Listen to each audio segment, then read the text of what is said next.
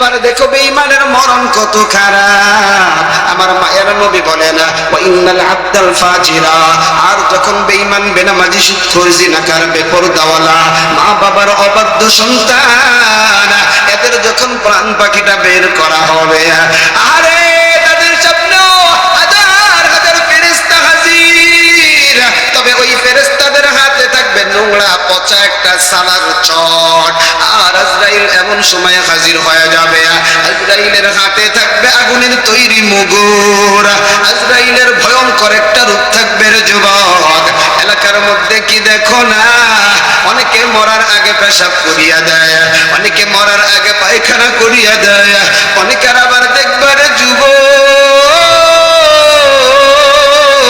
জিহ্বাটা কামড় দিয়ে দেয়, অনেকের দেখবা চোখ গোলা উল্টে যায়, অনেকে মরার আগে পেরেশান হয়ে যায়, লাফালাফি করে, কারণ বড় ভয়, বড় ভয় আজরাইল যদি দেহ থেকে প্রাণ পাখিটা বের করে নিয়ে যায়। আমি তো কোনোদিন কবরের ভালো আমল করি নাই, কবরে যে আমল করতে হয় ওই আমলটা তো আমি করি নাই। এইটা তো বেঈমান বেনামাজি সুদখোর জিনাকার, এইটা তো বেপরদাওয়ালা, এইটা তো মা বাবার অবাধ্য সন্তান জানে। এই জন্য এরকম বেঈমান যে আত্মাগুলো আছে শরীরের মধ্যে খালি দৌড়ায় দৌড়ায় দৌড়ায়, আজরাইল তখন পায়ের বৃদ্ধাঙ্গুল থেকে ওই জাহান্নামের আগুনের তৈরি লাঠি দিয়া পিটাইতে পিটাইতে আত্মাটাকে বের করে রে যুবক। বের করার পর ওই আত্মাটা সামনে যেই ফেরেশতারা বসা, ওরা ডাকিয়া ডাকিয়া বলে ও মালাকুল মাউত আজরাইল, আত্মাটারে এইটার মধ্যে দিয়ে দাও। সালার চটের মধ্যে যখন আত্মাটা দেওয়া হয়, আত্মাটারে সুন্দর করে পেঁচায়, এবার ফেরেশতারা আস্তে আস্তে উপরের দিকে উঠতে চায়। ওই আত্মা থেকে এই পরিমাণ দুর্গন্ধ রে যুবক, আমার আল্লাহর গায়বী আওয়াজ, আমার ফেরেশতারা বেঈমান বেনামাজি সুদখোর জিনাকার বেপরদাওয়ালা নেমক হারাম মা বাবার অবাধ্য সন্তান এদের আত্মাটারে আসমানের উপরে আমিও না, এদের আমল নামাটা উক্তব কিতাব আব্দি ফি সিজ্জিন, সিজ্জিনের মধ্যে আমল নামাটা লিখে দাও, আত্মাটারে কবরের মধ্যে নিক্ষেপ করো।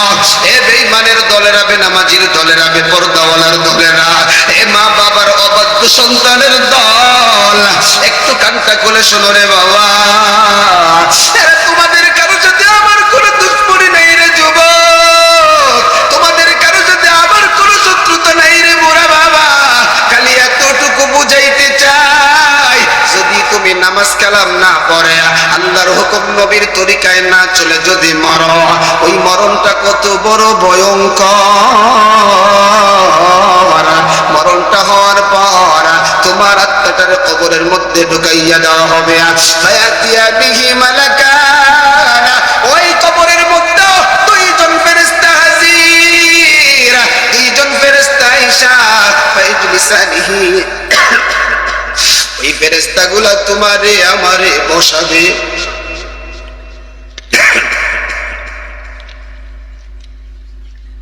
ফেরেশতাগুলা বসানোর পর তোমাকে আমাকে বেঈমান যারা হবে তাদেরকেও তিনটা প্রশ্ন করবে। এক নাম্বার প্রশ্ন, বলো তোমার রবকে। দুই নাম্বার প্রশ্ন, বলো তোমার দিন কি।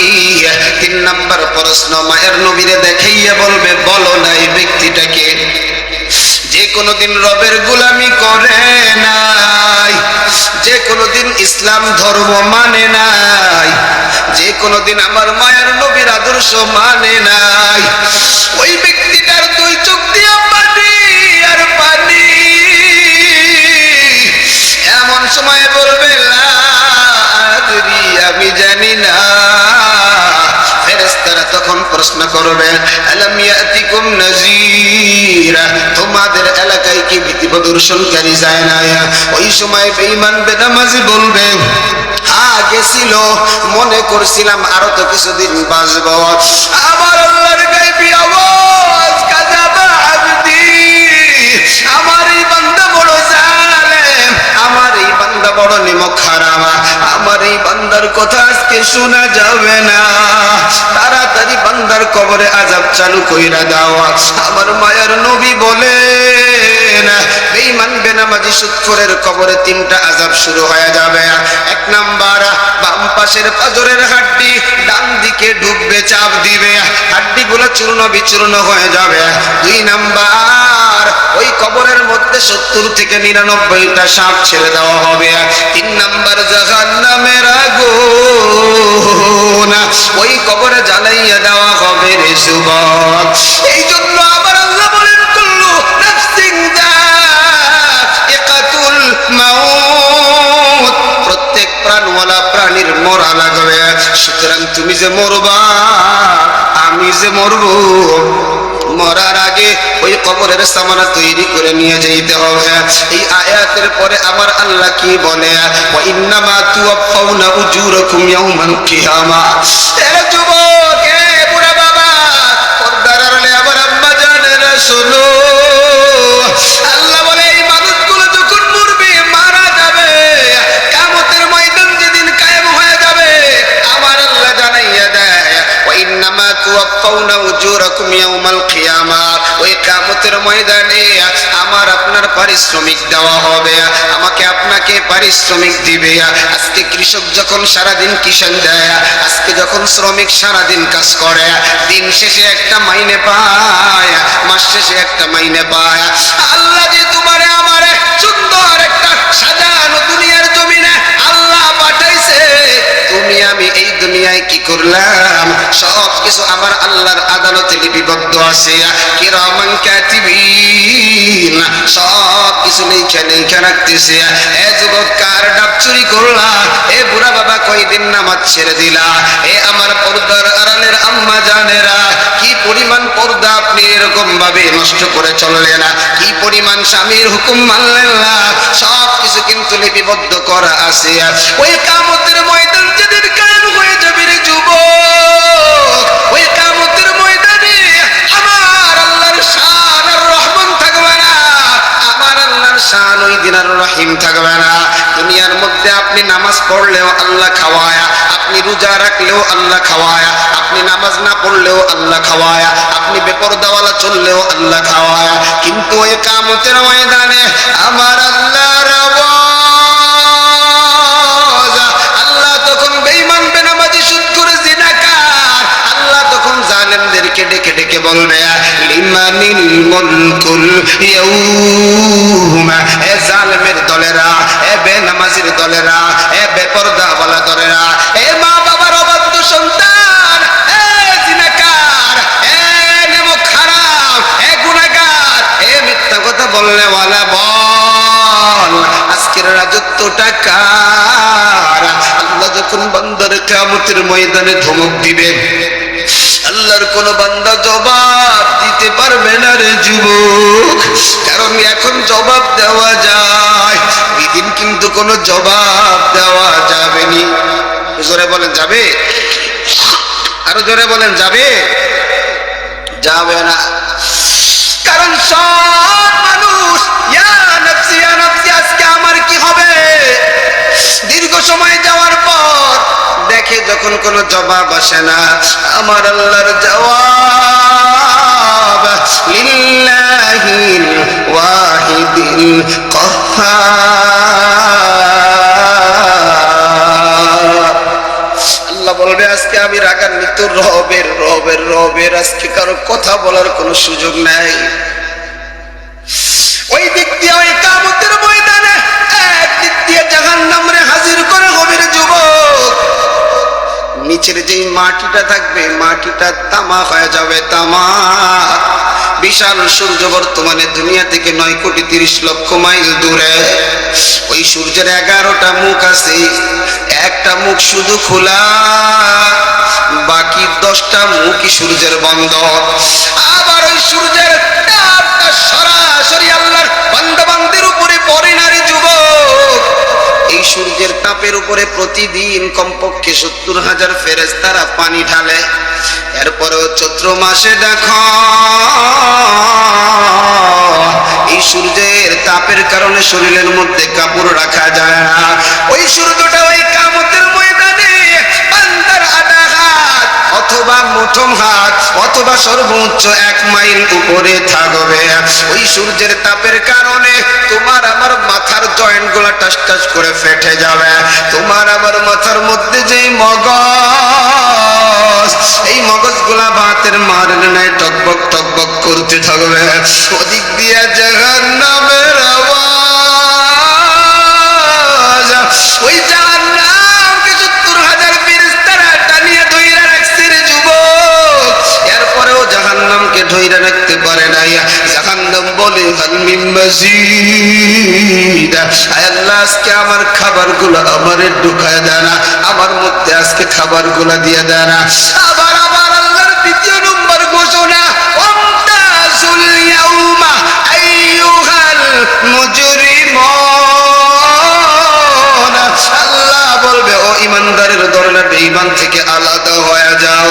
এ যুবক একটাবার একটু চিন্তা করে দেখো, এ বুড়া বাবা একটাবার একটু চিন্তা করে দেখো, পরিবার থেকে আলাদা কইরা দিলে কি পরিমাণ কষ্ট লাগে, অথচ এরপরেও দুনিয়ায় বেঁচে থাকা যায়। কিন্তু ওই কিয়ামতের ময়দানে আমার তোমার রব, আমার তোমার মালিক যদি বলে ও বেঈমানের দলেরা, ও নেমক হারামের দলেরা, ইমানদারের থেকে আলাদা হয়ে যাও।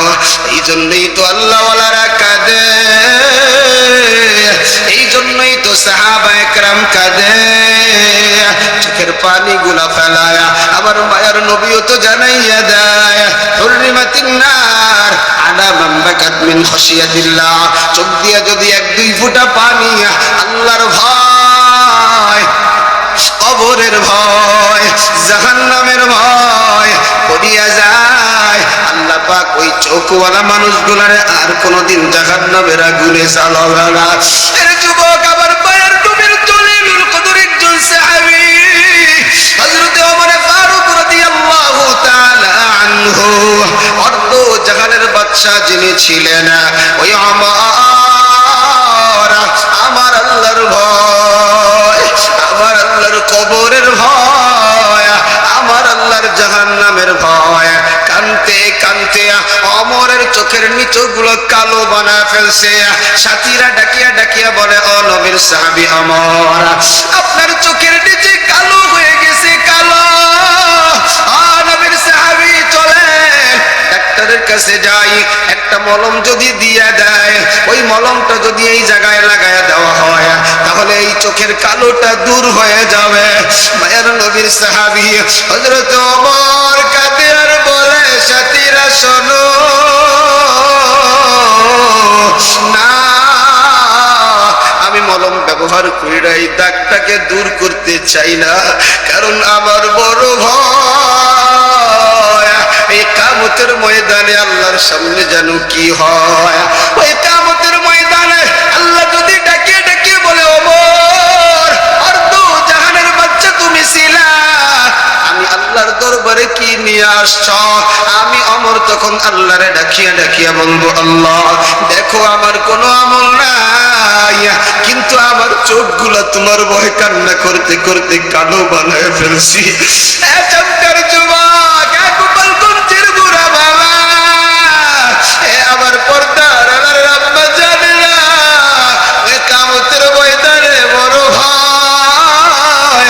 আমার আল্লাহ যখন ধমক দিয়া বলবেন, এ ইমানদারের দলেরা বেঈমান থেকে আলাদা হয়ে যাও। আমার মায়ের নবীর স্ত্রী আম্মা জান আয়েশা একদিন আমার মায়ের নবীরে ডাকিয়ে ডাকিয়ে বলে, পয়গম্বর আপনি যে বলছেন হাসরের ময়দানে মানুষ থাকবে হুফাতান উরাতান গুরলা, সব মানুষগুলো উলঙ্গ, কোনো মানুষের পরনে কোনো কাপড় নাই, কোনো মানুষের পায়ে কোনো জুতা নাই, কোনো উরুস তখন খতনাবিহীন থাকবে না। ও নবী, আমি জানতে চাই, আমি আয়েশাও তো ওই কিয়ামতের ময়দানে থাকবো, আমার শরীরে যে কাপড় থাকবে না, আমি আয়েশার কি লজ্জা হবে না? মানুষ কি আমার দিকে তাকাবে না? আমার মায়ের নবী বলে, আয়েশা শোনো না, না, না, ওই হাসরের ময়দানে কেউ কারো দিকে তাকাবে না। সবাই আসমানের দিকে তাকাইয়া ইয়া নফসি ইয়া নফসি বলবে, নবীরা পর্যন্ত ইয়া নফসি ইয়া নফসি বলবে।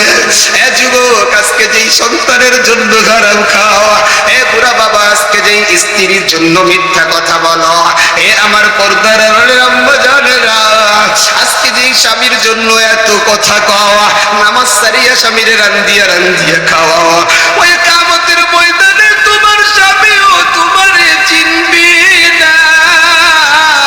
ওই কিয়ামতের ময়দানে তোমার সন্তানও তোমারে চিনবে না।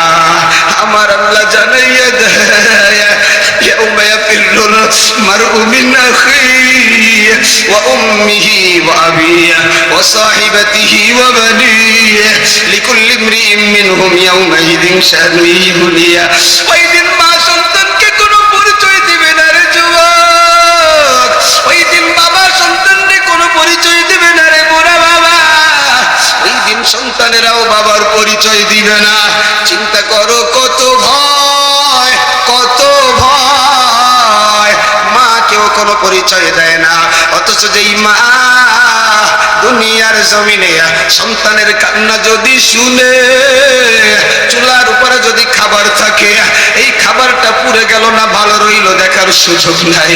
আমার সন্তান লিয়াকত হুসাইন কাঁদে, আমার সন্তান আব্দুর রহমান কাঁদে, আমার সন্তান খাদিজা কাঁদে।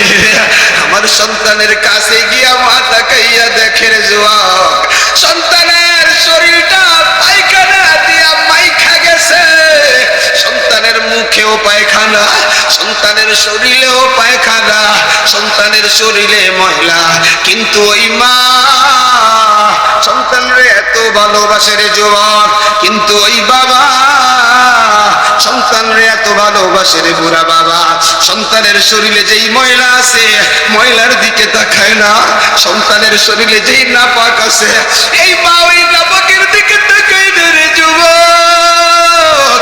ওই মা সন্তানকে কোলে জড়ায়, সন্তানের মুখে চুমা খায়, সন্তানের এরকম ঠোঁটে চুমা খায়, আর বলে আমি মা তোরে বড় কষ্ট দিছি। না রে সন্তান না, তোর ক্ষুধা লাগছে, তাড়াতাড়ি আমার স্তন থেকে দুধ পান করাও। ওই মা ওই কিয়ামতের ময়দানে তোমারে আমার ফলর দিবে না, বলবে আমার কোনো বিয়ে হয় নাই। এ স্বামীর দল, আজকে স্ত্রীর হারাম খাওয়াও, স্ত্রীর শাড়ি কিনে দেওয়ার জন্য এরকম ভাবে বিভিন্ন ভাবে এরকম ভাবে লুণ্ঠন করো, সুদ খাও, ঘুষ খাও। ও স্ত্রীর দলেরা আমার মা, কানটা খুলে শোনো, আজকে স্বামীরে খাওয়াইতে গিয়া নামাজ সারিয়া দাও। আজকে স্বামীরে একটু চলার জন্য স্বামী বলছে বেপরদায় চলো, তুমি বেপরদায় চলো না রে মারা। ওই কিয়ামতের ময়দানে কেউ আপন না, কেউ আপন না, যিনি আপন তিনি কে? আরো জোরে বলেন তিনি কে? আরো আওয়াজ দিয়া বলেন তিনি কে? আরে আল্লাহ বলেন ওয়াইন্নামা তুওয়াফাউনা উজুরাকুম ইয়াউমাল কিয়ামাহ। ওই কিয়ামতের ময়দানে আল্লাহ তোমারে আমারে পারিশ্রমিক দিবে, তোমারে আমারে আমার আল্লাহ তোমার আমার জাযা দিবে। আরে দুনিয়ার জমিনে যদি নামাজি হও, দুনিয়ার জমিনে যদি সুন্নাতওয়ালা হও, দুনিয়ার জমিনে যদি আলেম উলামারে মোহাব্বত করনে ওয়ালা হও, দুনিয়ার জমিনে যদি মাদ্রাসাকে মোহাব্বত করনে ওয়ালা হও, দুনিয়ার জমিনে যদি তুমি পর্দাওয়ালি হও, দুনিয়ার জমিনে যদি হালাল খানে ওয়ালা হও, দুনিয়ার জমিনে তুমি যদি মিথ্যত্ব বলনে ওয়ালা হও, এ যুবক কানটা খুলে শুনো, আমার আল্লাহ তোমার ব্যাপারে বলেন ফাম্মা মান উতিয়া কিতাবাহু বিয়ামিনিহি ফায়াকুলু কিতাবিয়া। আল্লাহ বলে ওই কিয়ামতের ময়দানে যেদিন জাযা দেওয়া হবে, আমার আল্লাহ ইমানদারের ডান হাতে দিবে, ডান হাতে দিবে। ইমানদারের ডান হাতে যখন আমল চলে আসবে রে যুবক,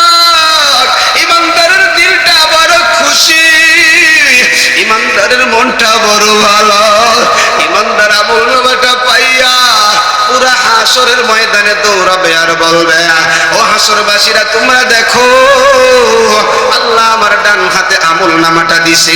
ডান হাতে আমল নামা পাওয়া মানে এই ব্যক্তির কোনো হিসাব হবে না, এই ব্যক্তির আর কোনো কষ্ট নাই, এই ব্যক্তির ওই কিয়ামতের ময়দানের কোনো ভয় নাই, এই ব্যক্তির ফুলসিরাত পারি দেওয়ার কোনো ভয় নাই।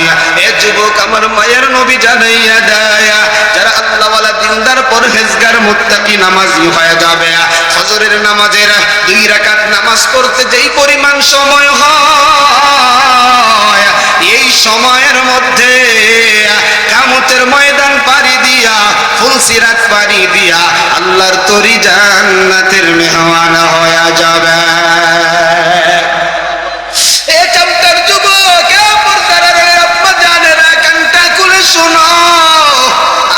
বেঈমান বেনামাজি নেমক হারাম মা বাবার অবাধ্য সন্তান হও, স্ত্রীরা যদি স্বামীর অবাধ্য স্ত্রী হও, কানটা খাড়া করে শোনো, ওই দিন কিন্তু আমল নামা আর ডান হাতে থাকবে না।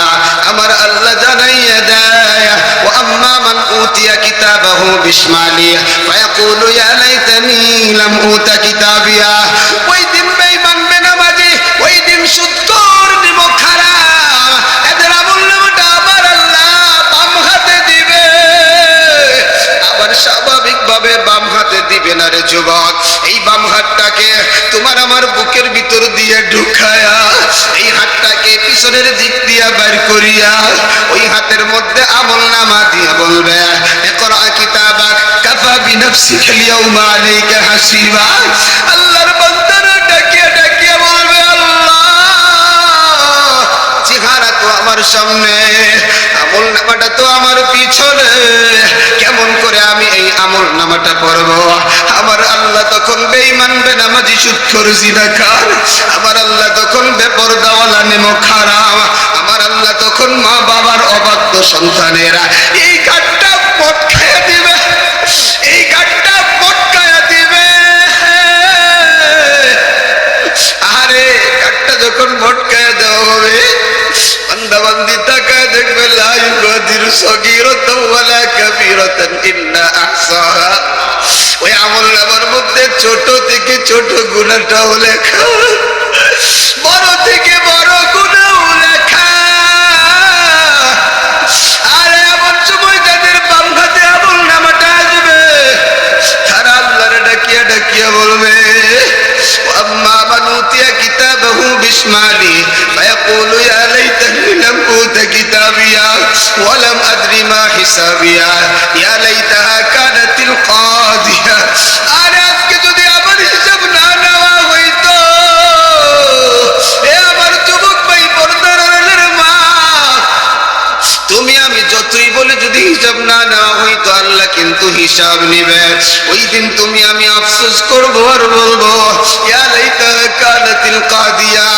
আরে মরণ যদি আমার জীবনের সব শেষ হয়ে যাইতো, হিসাব নিকাশ যদি কিছু না হইতো, আর তাকাইয়া দেখবা মা আগনা আন্নি মালিয়া, যেই মাল তুমি জুলুম করে কামাই করছিলে রে যুবক, হারাম খাইয়া সুদ খাইয়া কামাই করছিলা, ঘুষ খাইয়া কামাই করছিলা, আজকে দেখো ওই মাল তোমার কোনো কাজে আসে না।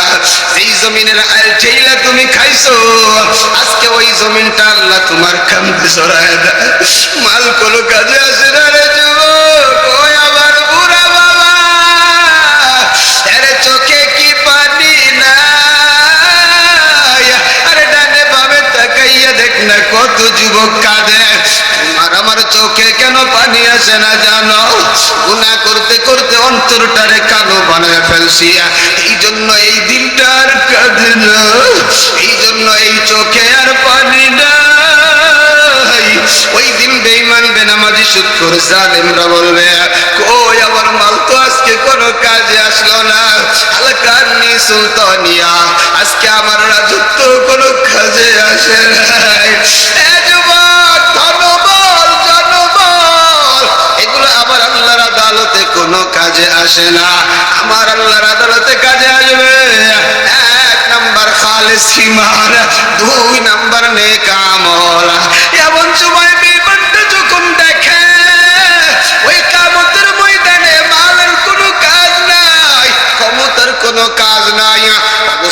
বড় খারাপ। বেঈমানরা যখন পালাইতে যায় আমার আল্লাহ বলে ও ফেরেশতা খুযুহু ফাগুল্লু সুম্মাল জাহিমা সাল্লু। আমার আল্লাহ বলে ফেরেশতা খুযু এই বেঈমান বেনামাজি সুৎখোর জিনাকারটারে ধর ধর ধর। খালি ধরলেই হবে না, আমার নায়েবে নবী আলেমদের পায়ে বেরি পড়াইছে, আমার নিরপরাধ আলেমদেরকে অপবাদ দিছে, এদেরকে সারা যাবে না। ফাগুল্লু এদের গলার মধ্যে বেরি পড়ায় দেয়। এ চামটার যুবক এ বুড়া বাবা চিন্তা করে, আরে তুমি একটু কষ্ট থাকলে বাবা যদি তারা এদের মায়ের কাছে যাওয়া যায়, আল্লাহ যদি বলে ফেরেশতারা তো গলার মধ্যে বেরিটা লাগাতে, আরে শুধু বেরি লাগাইলে চলবে না, সুম্মাল জাহিমা সাল্লু ওই জাহান্নামের ভিতরে নিক্ষেপ কর। ওরে যুবক ওই জাহান্নামে কেমন করে চলবি? ওয়াইন্নামা তুওয়াফাউনা উজুরাকুম ইয়াওমাল কিয়ামা। কিয়ামতের ময়দানে তোমার আমার পারিশ্রমিকটা যদি এমন হয়ে যায়, তোমার আমার আমলের কারণে যদি ওই জাহান্নামে ফেলায় দেয়, আরে আমার আল্লাহ বলেন ফামান যুযিয়া আনিন নার ওয়া উদখিলাল জান্নাহ, যারা জাহান্নাম থেকে বাঁচায়া জান্নাতে ঢুকানো হয় ফাকাদ ফাজ, সেই হলো সফল। আর যদি তোমার আমার গুনাহের কারণে তোমার আমার যদি ওই জাহান্নামে ঢুকাইয়া দেয়, এই জাহান্নামের ভিতরে কোনো জীবনও নাই মরণও নাই, আমার আল্লাহ বলেন লা ইয়ামুতু ফিহা ওয়ালা ইয়াহইয়া। এ যুবক আজ থেকে আল্লাহর হুকুম